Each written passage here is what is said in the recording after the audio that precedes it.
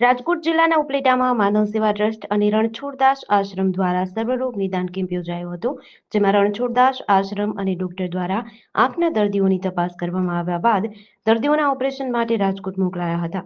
આ કેમ્પના આજના ભોજન પ્રસાદ તથા કેમ્પના મુખ્ય દાતાઓ શ્રી સત્સંગ ભુવન રામધૂન ઉપલેટા હસ્તે સત્સંગી સભ્યો પરિવાર દ્વારા આ કેમ્પ યોજાયો હતો, તેમજ આવેલ દરેક દર્દીઓને ભોજન પ્રસાદ આપવામાં આવ્યું હતું.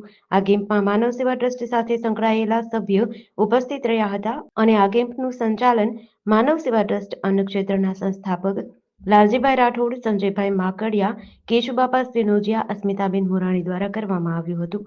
આ કેમ્પમાં ખાસ કરીને રાજકોટથી પધારેલ દિનેશભાઈ ખખ્ખર તેમજ પ્રોફેસર હીરાલાલ મોરી, ડોક્ટર ચાંદનીબેન ઉપાધ્યાય, ડોક્ટર બાબુભાઈએ ખાસ સેવા આપી હતી. હું પરેશભાઈ રાજપરા, ગામ ઉપલેટા.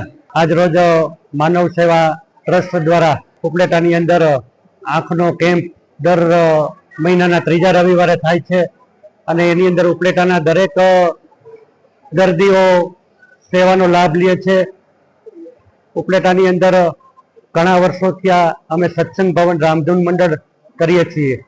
એની અંદર જે કાંઈ ભેટ રકમ આવે તે રકમ માત્ર ને માત્ર આવા કેમ્પ હોય, ગાયોની નિરણ હોય, કોઈ બળદની હોસ્ટેલ હોય, એની અંદર વાપરવામાં આવે છે. તો આજ રોજ રવિવારના દિવસે જે આંખનો કેમ્પ માનવ સેવા ટ્રસ્ટ દ્વારા થઈ રહ્યો છે, તેમાં ભોજનના દાતા અમારું સત્સંગ ભવન રામધૂન મંડળ ઉપલેટા અને કેમ્પના પણ દાતા સત્સંગ ભવન રામધૂન મંડળ ઉપલેટા છે. આ સિવાય અમે જે પાનેલીની અંદર શિવમ બળદ હોસ્ટેલ છે, તેમની અંદર પણ હમણાં તાજેતરમાં ગઈ મકર સંક્રાંતિના તારીખ 14ના દિવસે 2 લાખ રૂપિયાનું દાન આપેલ છે. અને ઉપલેટાની અંદર જે એનિમલ હોસ્ટેલ ચાલે છે, એમની અંદર પણ 50,000 રૂપિયાની નિરણનું દાન કરેલ છે. અને અમારા સત્સંગ ભવન રામધૂન મંડળનું સંચાલન અમારા હરિભાઈ કાલાવડિયા, ભૂમિ એગ્રો, એ બહુ સરસ અને સુંદર રીતે કરે છે અને બધા સભ્યો મળી અને આવા સેવાના કાર્ય કરીએ છીએ. જેડીસી ન્યૂઝ સાથે વિપુલ ધામેચા, ઉપલેટા.